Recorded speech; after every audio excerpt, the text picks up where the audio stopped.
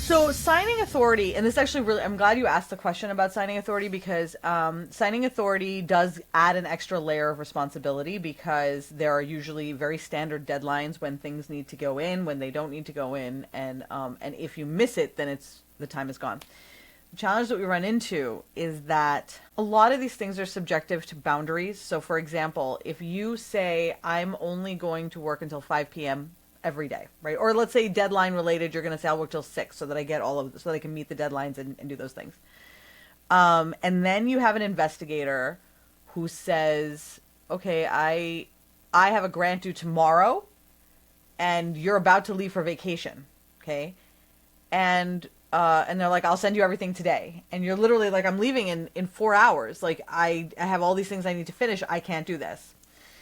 There are a couple of things at that point that contribute to whatever happens next. And I think this is why it's important to ask, they're asking these questions, is that historically the way that our jobs philosophy has been, it has been that the research administrator, it's on them to sacrifice everything to get this grant in.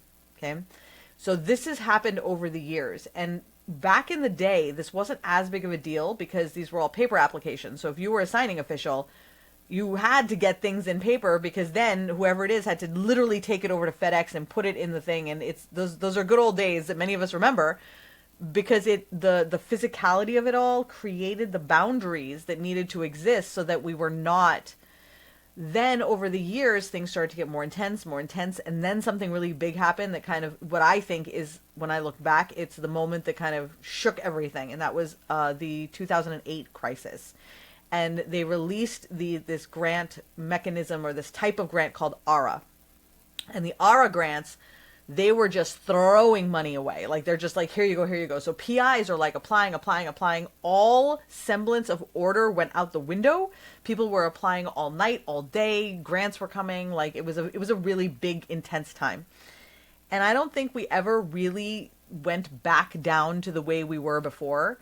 And then at the same time, you get all of these new technologies that allow you to move things through faster. So now the expectation is if you can move things through faster, you can do more grants, which means you can, and now like without taking into consideration the fact that the compliance requirements, the administrative requirements, and all these things have gotten so significant that yes, having electronic systems is great and all of these things are great, but it has not been enough to compensate for the increase in all these other things. And so now we're getting bogged under. So now bring ourselves back to that moment where the PI tells you, I have this grant due. Many organizations have realized that, and realized it over the years, that having that kind of lack of discipline within the organization was not conducive to a healthy work-life balance because it kept everybody hyper-vigilant in the knowledge that anything could literally drop on your head at any minute, right? So to that end, a lot of organizations put in internal deadlines. That basically means that you don't get to come to me on the day before I'm about to go on vacation and tell me you have a grant due. You have to have told me X number of days in advance because I needed to have it by 5, 7, 10, whatever days in advance. And that kind of thing sets buffers and it creates and sets boundaries and so on and so forth.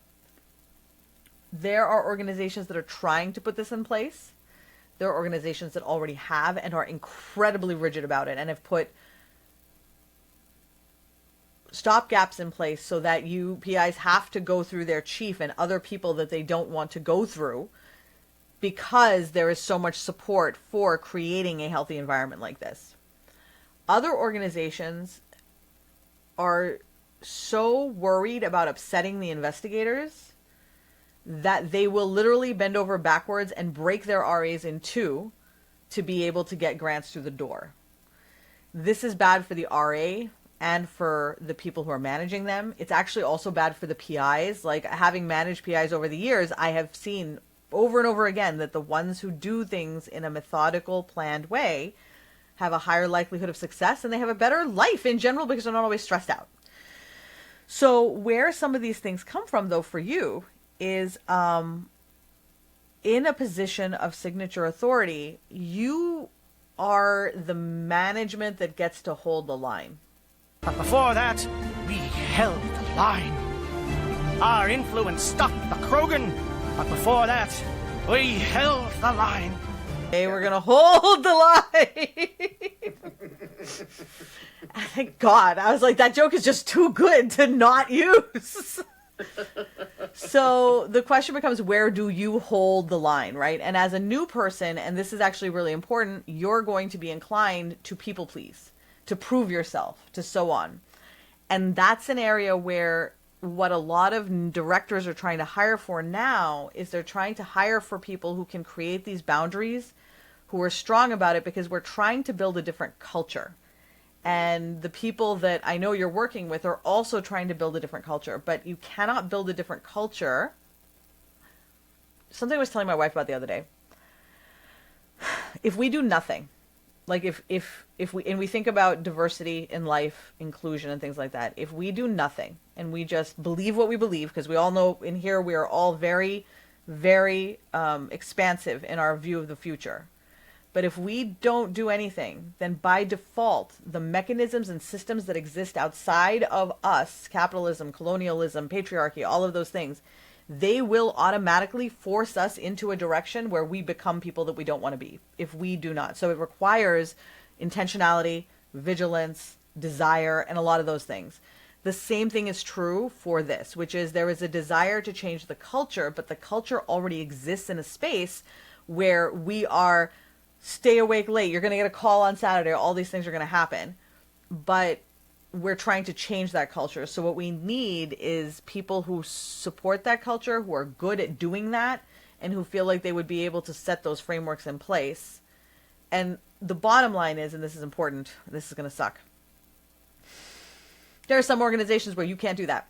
You are not supported by your management, or if you're supported by your management, you're not supported by people who are above that. Like, there are organizations where the system itself is churning through people and turning them like a meat grinder. And you only know if you're in that organization, if you're there and you've set the boundaries and your boundaries have been disrespected and all these things have happened. At that point, the choice is, do you want to stay in this environment, right? Or do you want to go somewhere else? Because at that point, that organization may not necessarily be in the place right now where they are ready